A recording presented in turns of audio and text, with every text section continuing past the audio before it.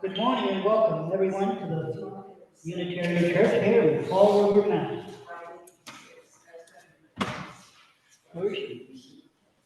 But Nancy's over there.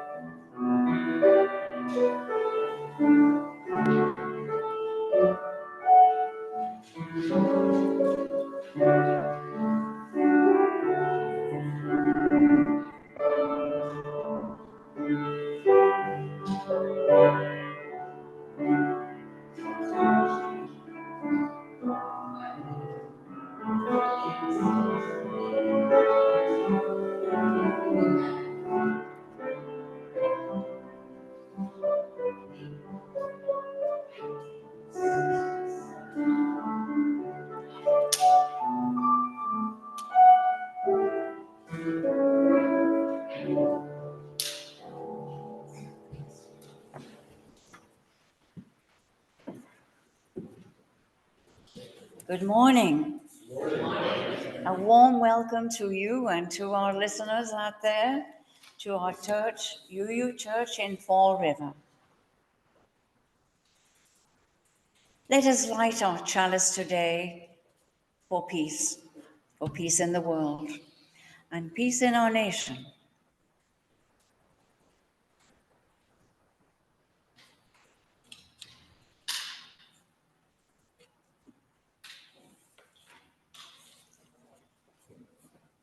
I felt that today it would be good to have our opening words as responsive opening words.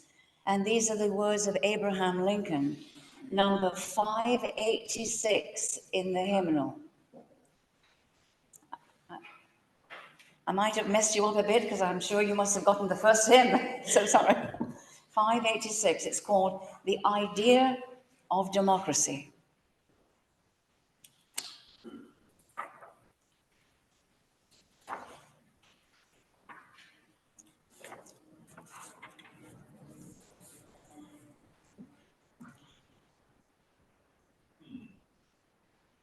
As labor is the common burden of our race, so the effort of some to shift their share of the burden onto the shoulders of others is the great, durable curse of the race.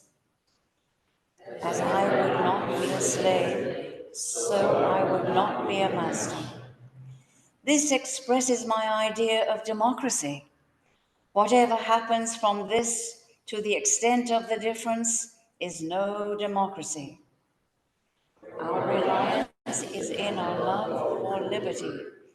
Our defense is in the spirit which prizes liberty as the heritage of all people in all lands everywhere. Destroy this spirit, and we have planted the seeds of despotism at our own doors. Those who deny freedom to others deserve it not for themselves and cannot long retain it? Why should there not be a patient confidence in the ultimate justice of the people? Is there any better or equal hope in the world? Let us have faith that right makes might, and in that faith, let us to the end dare to do our duty as we understand it.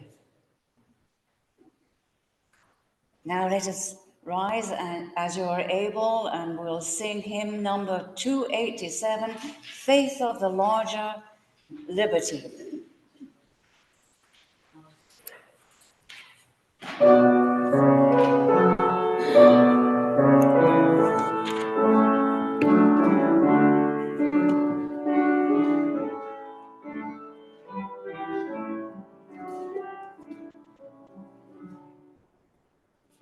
Faith of the Lord, liberty, source of the light expanding, law of the church, that is to be, all bondage not withstanding.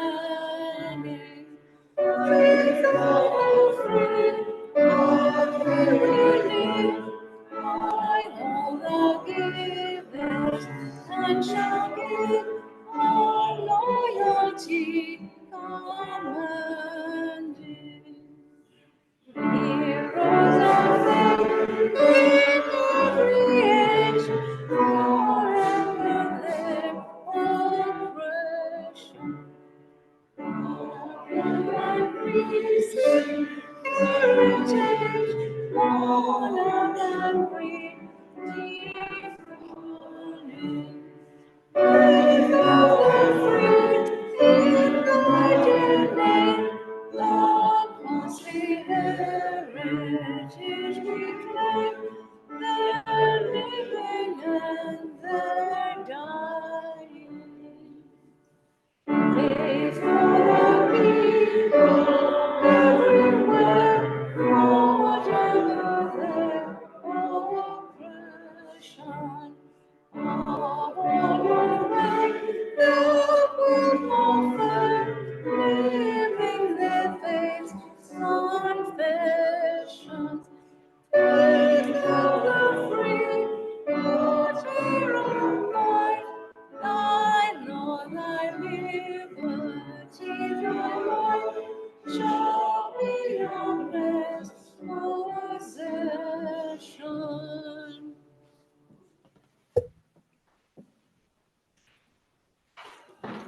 Please be seated.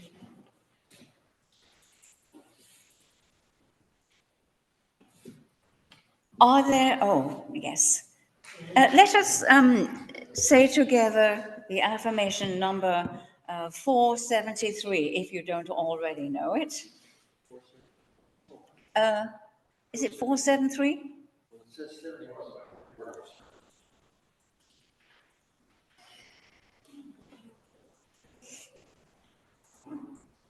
Love is the spirit of this church, and service is its law. This is our great covenant, to dwell together in peace, to seek the truth in love, and to help one another.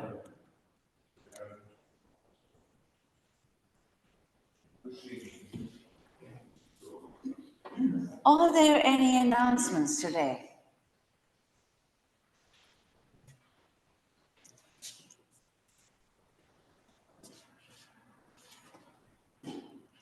Free lunch today. But we brought in free time, free lunch today. Next week, Rupi Saha is our preacher. I don't know the title of her sermon, but we've had her before. I can't think of anything else. 5 o'clock meeting, Wednesday. The religious discussion group is at 9 o'clock on Wednesdays. And the Zoom information is here. If you go to Zoom and type in the name of the meeting and use the passcode Fall River, can join us at 9. We're reading Treatise on Atonement by Hosea Ballou. A Treatise on Atonement by Hosea Ballou. Not a very inviting sounding title, but we're having a good time so far. I'll just let you know, music-wise, the first thing was the music from the Civil War, Ken Burns thing. But everything else is from the Civil War period. The offertory in particular, Home Sweet Home, was said to be one of Abraham Lincoln's favorites. And of course, happy Valentine's to everyone out there.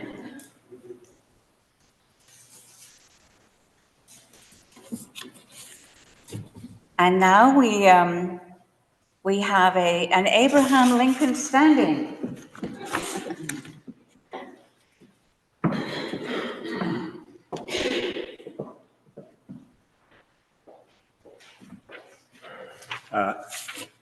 I'm not Abraham Lincoln here. This is the Gettysburg Address. It was delivered at Gettysburg, Pennsylvania, November 19th, 1863. This was not the end of the Civil War. Lee surrendered April 9th, 1865, so another year and a half of fighting and dying. And even that wasn't the end of the war. The last battle of the war was in Palmetto Ranch, Texas on May 13th, 1865. And the Confederates won that one. So this is the Gettysburg Address. 77 years ago, our fathers brought forth on this continent a new nation, conceived in liberty and dedicated to the proposition that all men are created equal. Now we are engaged in a great civil war, testing whether that nation or any nation so conceived and so dedicated can long endure. We're met on a great battlefield of that war. We've come to dedicate a portion of that field as a final resting place to those who here gave their lives that that nation might live. It's altogether fitting and proper that we should do this, but in a larger sense, we cannot dedicate, we cannot consecrate, we cannot hallow this ground. The brave men, living and dead, who struggled here, have consecrated it far above our poor power to add or detract.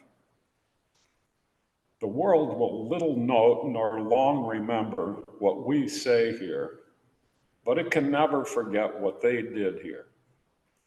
It is for us, the living, rather, to be dedicated here to the unfinished work which they who fought here have thus far so nobly advanced. It is rather for us to be here dedicated to the great task remaining before us, that from these honored dead we take increased devotion to that cause for which they gave the last full measure of devotion, that we here highly resolve that these dead shall not have died in vain, that this nation, under God, shall have a new birth of freedom, and that government of the people, by the people, and for the people shall not perish from this earth.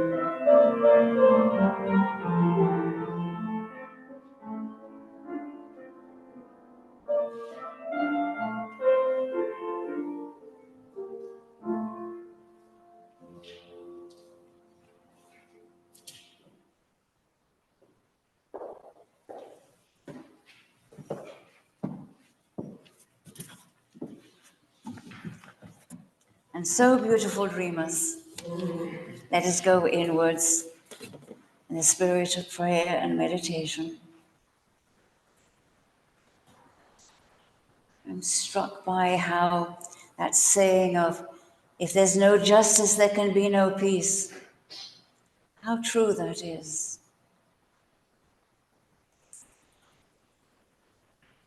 Let us breathe together and have a sense of our oneness of spirit.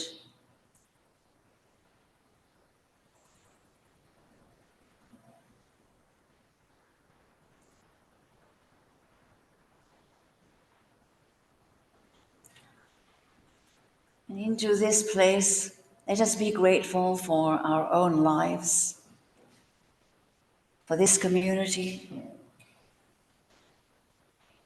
for love in our life.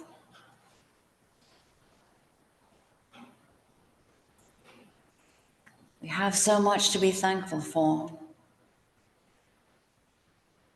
And yet across the world there is great conflict, just as there was during the Civil War.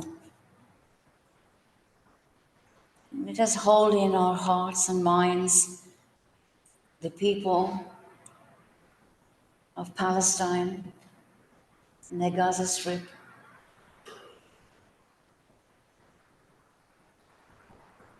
and also the people of Israel, that all may bring peace to bear.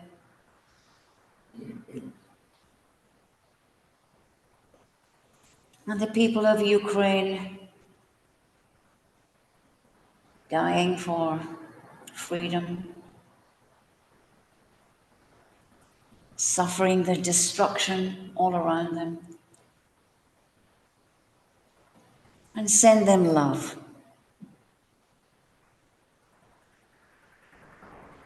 We pray for love and justice, through more love, more justice throughout this world.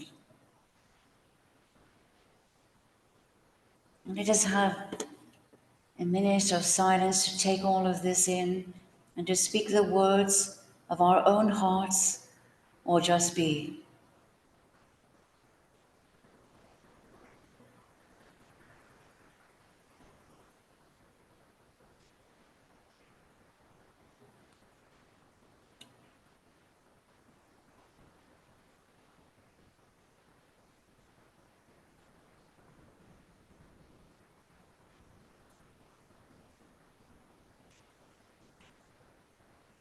Let us all say Amen. Amen.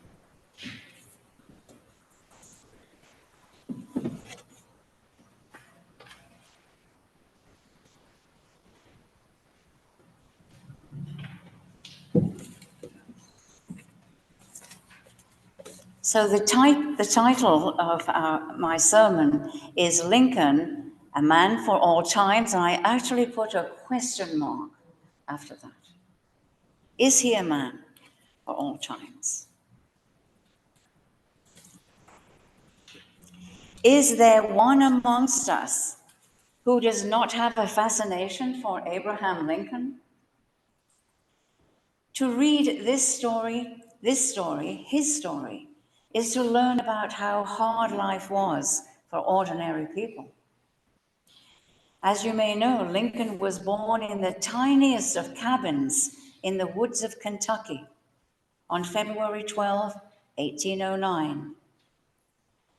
When he was 8 years old, they moved from the slave-free state of Indiana. They moved to the slave-free state of Indiana because Tom and Nancy Lincoln despised the institution of slavery. Here they built a larger cabin, 18 by 20 feet. 2 years later, Abe and Sarah's mother died. Abe was 10 years old. Sarah was 12. Tom remarried a widow, also named Sarah, with 3 children. She brought order, energy, and affection to the family. Abe got 1 year of basic education but enough to set him on the road of reading and to be an avid reader. Abe's stepmother admired the mind of the young Abe, feeling like he was like herself. She said, "He was a good child who was never cross. He never told me a lie in his life. He treated everybody kindly and was the best boy I ever expect to see. He cared nothing for clothes. He was witty and sad and thoughtful by turns." From the beginning, he had a remarkable mind. Young Abe read books while others played. He read anything he could get his hands on. Family and friends remember him lying down reading with his long legs up a tree. He copied into a notebook what he wanted to remember. If there were no paper, he'd write on wooden boards. Each day he'd commit to memory or treasure up what he'd learned. He confessed to a friend that he was a very slow reader, but once he'd taken in the information, he was slow to forget it. I was struck by how comfortable he was with himself and his style of learning. We need to be more accepting of ourselves, as he was. He loved poetry, Shakespeare, history, the Bible, and he carried a volume of Euclid with him when he traveled. He was a good mathematician. He committed large tracts of poetry to memory. In those days, the only entertainment was itinerant preachers and politicians. Abe would be both. He would entertain the other children by giving speeches. In his youth, he would entertain children by giving speeches and mimicking the preachers. He made up stories and jokes and was generally great fun. He would do this all of his life, helping himself to get through severe bouts of depression, or melancholy, as they called it in those days. I cannot help wondering what it would be like to live without television to distract us. Would we be more comfortable with ourselves? Would we be more widely read and deeper thinkers? Lincoln grew to a striking 6'4", which was most unusual then. He was plain-faced, with unruly hair, and most people, even little children, commented on how sad he looked. You might know that an 11-year-old girl wrote a letter to him to suggest that he should grow whiskers because ladies liked it and he would actually look better. That's when he grew that beard. He actually wrote back to her and later met her and hugged her. I thought our Lincoln likeness today looked pretty good, didn't you? The one on your order of service. When the Lincoln sisters and brother began to be married, the whole family moved to New Salem, Illinois in 1831. Abe was 21 years old. He began working a series of jobs, working in general stores, plowing fields, harvesting, fixing fences, and in his spare time, he studied law. He was never without a book, if he could. People must have had great confidence in the young man, for Abe was hired as a surveyor and quickly learned how to do this. He was also hired as postmaster. He particularly liked this because he could do what he loved, read. He read newspapers from all around the country and got to know everything about politics in the country. He didn't just read the newspapers, he read them out loud. When he later shared a law office with William Herndon, this reading out loud was a major distraction for William, who was later also to be his prolific biographer. When he asked Abe why he did this, he replied that it helped him to remember it all, so that he didn't have to write it down. If we wanted to keep our relationships, we might not want to emulate this practice. I don't know about you, but in my later years now, I actually do read out loud, not everything, but if I have to read something that I don't really want to read, I actually read it out loud because it's just easier to understand, even though I don't want to read it. Yeah. The jobs of surveyor and postmaster were to support him for many years. Politicians would come through the town and speak and debate on street corners. Don't forget that this was a rather dour time because prohibition was in force. So if you wanted to meet people, you would have to go to the country store, and they did. There were great gatherings at country stores, and men would hang around and laugh and share information. That was all there was. Abe would enter into debate. At the age of 23, in 1932, he entered the race for state representative. He won in his area, in just his local area, he won, but lost the race. In fact, all but 2 people in his local area who knew him voted for him. Now, there were only about 268 people there, but he got 266 votes. He realized he had to get to know a lot of people to win a political race. With this knack for getting along with working people, telling jokes and stories, he's famous for his jokes and stories, while talking to them about politics, he was easily elected 2 years later, and he was elected for 3 more terms. His language was plain and clear. For the first time, he had a suit made for him that wasn't 3 inches higher than his ankles. He was the Illinois Assembly's tallest lawmaker. One wonders why he wore such a tall hat, making him even taller. Perhaps he just liked the fashion, or perhaps he liked that he could use the hat in which to keep important records and ideas that he jotted down.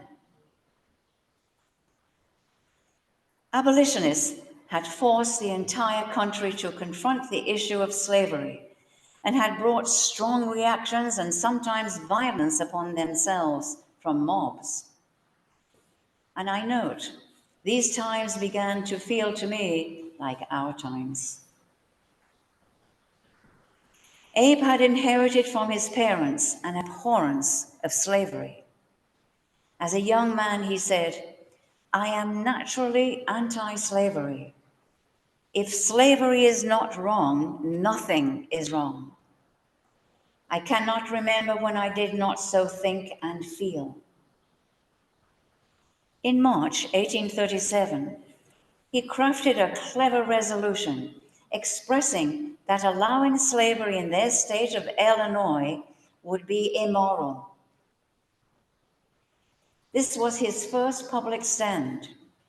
He also believed and called for voting rights for all those who paid taxes, including women. Abe was a born leader. He led, others followed. However, Springfield was still a rough frontier town. He used to tell the story of a preacher who applied for permission to give a series of lectures at the State House. When asked what the subject of the lectures would be, the preacher said, They are on the second coming of our Lord. The Secretary of State responded, "If you will take my advice, you will not waste your time in this city. It is my private opinion that if the Lord has been in Springfield once, he will not come a second time."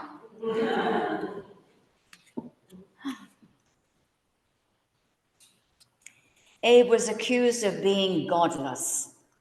You probably know that Lincoln did not belong to an organized religion, but he responded to such accusations that he had a very deep faith. He frequently quoted this couplet: "There's a divinity that shapes our ends, rough hew them as we will." He said, "There are no accidents in my philosophy. Every effect must have its cause. The past is the cause of the present, and the present will be the cause of the future. All these are the links in the endless chain, stretching from the finite to the infinite." He seemed to think that there's such a thing as destiny, but choice is there as well. The run for the presidency in 1860 took him across the country, where he found Northerners, especially in Massachusetts, particularly appreciative of his speeches. In New York State, he was fascinated by Niagara Falls and mused at the mysterious power of that mighty roaring tumult.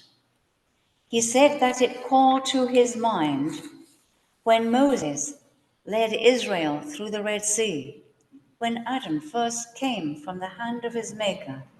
Then as now, Niagara was roaring here. There's little doubt in my mind but that Lincoln was a deeply spiritual person.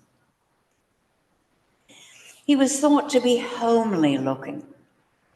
When he was accused of being two-faced, he quipped, "If I were two-faced, would I be wearing this one?"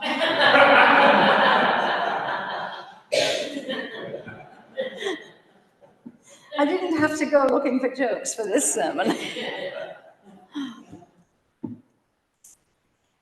Though he had few relationships with women, none had worked out. It was in Springfield where Abe was introduced to Mary Todd. They made plans to be engaged, even though most of their friends and Mary's family counseled them against the match. Mary was 5'2", chubby, passionate, and loved to dance. Abe was 6'4", thin, totally not passionate, and couldn't dance. Mary was known as a violent little Whig, totally devoted to the Whig Party, and that attracted him. But suddenly, Lincoln became enamored of an 18-year-old pretty girl and broke off the relationship with Mary. However, he suffered a great crisis of conscience over breaking his word, that he fell into a depression, that his friends were worried for his life. Mary and Abe were actually alike, though, in important ways. They were both highly intelligent, witty, had excellent memories, and were voracious readers. And they shared a love of Robert Burns's poetry, though I think my Scottish grandfather would have said Rabbi Burns. And could they really get their tongues around the Scottish sayings? I would love to have heard them. Finally, Abe decided to marry Mary if she'd have him back. They were married. He was greatly relieved to be right with his conscience. Mary had always told her friends that she would marry a man who would be president. They were surprisingly happy, especially in the early years when the children were born. Abe was a devoted but distracted father. A neighbor reported that Mr. Lincoln had his little children in a wagon that he pulled behind him while reading a book. When she brought to his attention that one of the babies had fallen out of the cart, he walked back, picked up the child, put him back in the cart, and then resumed his walking and his reading. Nevertheless, he loved and enjoyed the children and never ever disciplined them. Mary said that he was the tenderest and kindest father imaginable. Later, Mary would prove to be a most excellent president's wife, sparkling in all social activities, although she always hankered after the days when she had slaves to do most of the household work.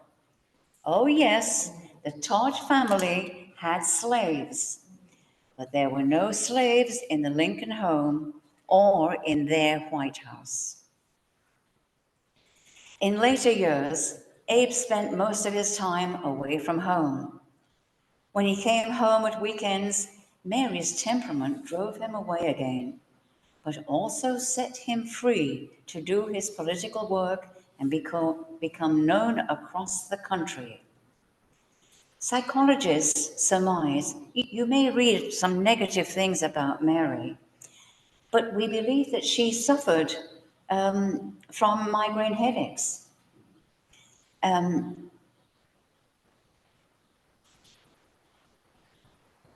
There may have been something of manic depression also.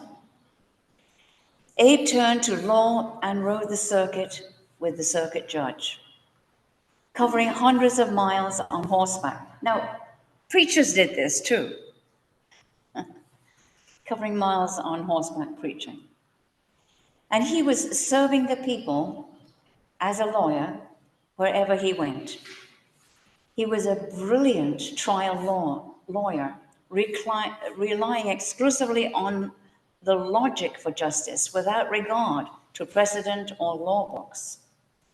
Juries always decided in favor of his client.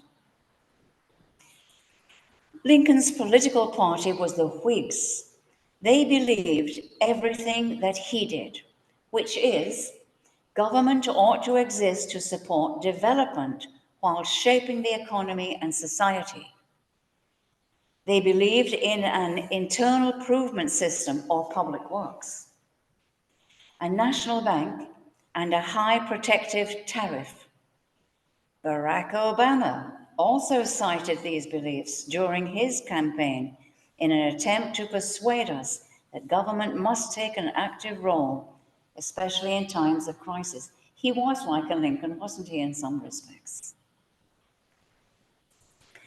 The Whigs were also against slavery, but adhered to the plan of having government buy the slaves from their owners and repatriating them to Liberia so as not to align themselves with the abolitionists, which would have meant political suicide. The Democrats of their day believed in an idyllic nation of small farmers and shops and as little government as possible.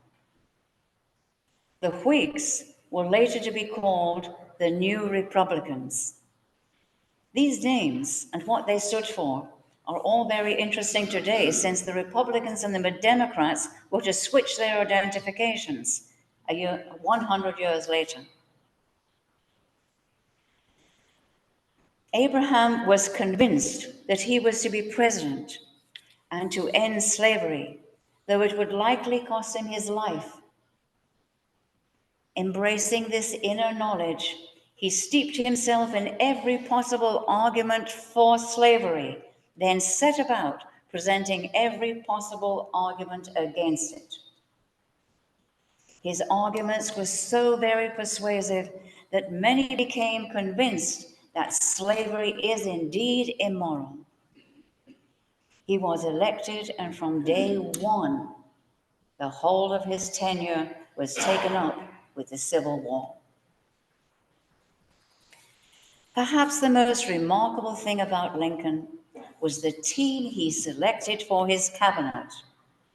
Historians have called it a team of rivals. Hours after hearing he was elected, he sat down and listed the men he wanted. Most were rivals that ran against him for the presidential nomination. He absolutely didn't want yes men, like we had in another administration not so long ago. He wanted a team of able men who would challenge him. Some of them hated him, and some of those came to love him. He listened so carefully to them all, hearing deeply their thoughts on all issues and decisions. It may have been the most remarkable cabinet in presidential history. That was my opinion. And this team of rivals, I do want you to know, it was the title of a book by Doris Kearns Goodwin, The Political Genius of Abraham Lincoln. Didn't read it all, it's 800 pages.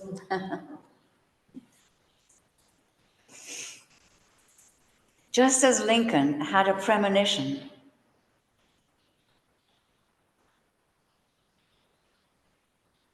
trying to remember something I said I should say at this point. Right. Just as he had a premonition that he would be president, he later had a premonition, a dream actually, that the president had been assassinated. And I think this was about 3 days before the assassination. When he told his wife, she said he should just put it out of his mind and go to the theater. That was the night that Lincoln gave his security guard the night off. On April 14, 1865, which was Good Friday, John Wilkes Booth, an unbalanced actor, shot Lincoln to death in his theater box and leaped to the stage and escaped. It was a senseless death for so great a man. The nation was greatly grieved, especially on such a day that gave a sense of a life being sacrificed or martyred. I've remembered what I should have said. That speech that Bill read so ably was written by Lincoln, but it actually had been edited by several of those people he hired. So it would go back and forth, back and forth, back and forth between them all until it ended up being what it was, what he felt it was. He actually, in the final copy, did not have God in that final copy. But when the reporters were taking it down, they all had God in. So he must have put it in as he was reading. He gave us so much in terms of his character. We Unitarian Universalists are fond of saying that for us, salvation is by character. I think we believe that for the most part. We might say that, though we may argue about what saved means, right? We might say that Lincoln led the way to good character. He was an exemplar, a character that lacked malice, even towards those who opposed everything he believed in. He knew only truth and righteousness without prejudgment and lived his life for others. He once said to his colleague, William Herndon, "How hard, oh, how hard, more than hard it is to die and leave one's country no better for the life of him that lived and died." He need not have worried, for he left us so much better off for his having lived. Perhaps we can carry on all that he began. Is he a man for all times? I believe he is. May we honor the fine qualities of our exemplars by modeling them in our own lives, and perhaps, like Lincoln, leave the country better for our having lived. So may it be. Now is the time that we can financially support the work of this church. Let the offering be Oh, I'm sorry. Isn't it the offertory now? Sorry? Yes. Let the offering be received.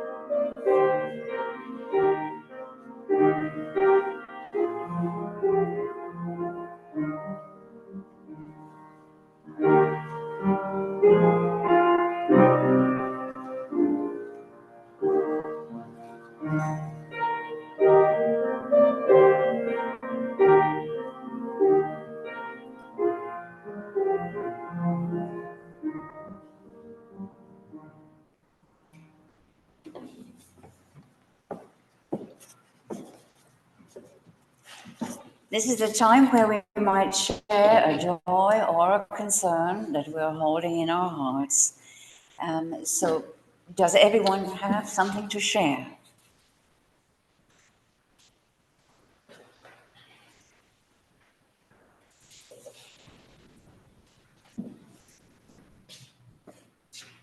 I think we left out one very important part of Abraham Lincoln's life. He's a member of the National Wrestling Hall of Fame.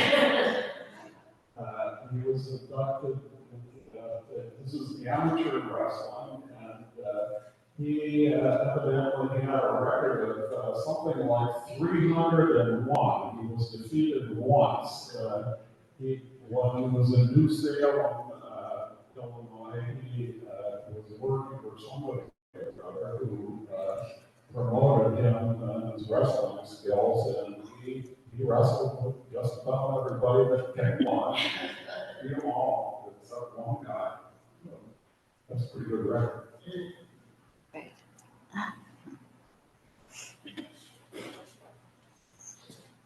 So I think I gave you the prologue to this last week when I know that they were being introduced, but we have a granddaughter born Wednesday, healthy 3 weeks early because of some complications, but 8 pounds, so no problems there. And her mother has a flu and was had to rush to go through labor, so it's really been concerned, but she's in still in the hospital because of the mother. Congratulations. Thank you. No name yet.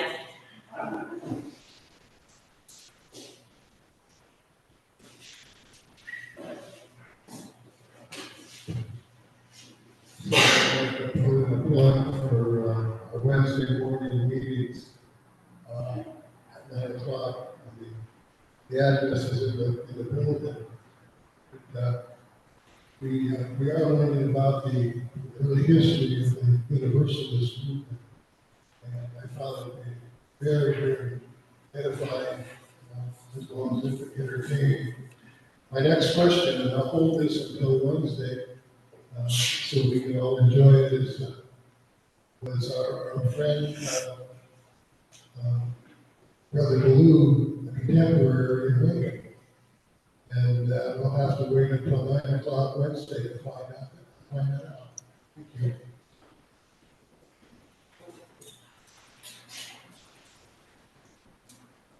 The information is not in the bulletin, it's on a card over here. Yes. Can we ask you, Richard, for the sake of our listeners on YouTube, can we ask you to specify the location of the meeting? Soon. Zoom, oh, okay. Oh, right. I'd like to do a shout out to, excuse me, Al and Trish. Trish, we wish you well. She's having lots of pains and ills. And Al, they're at home, they're on Zoom, they say hello. And they just wanted everybody to know that they couldn't make it due to the illness at this time. And we wish you well.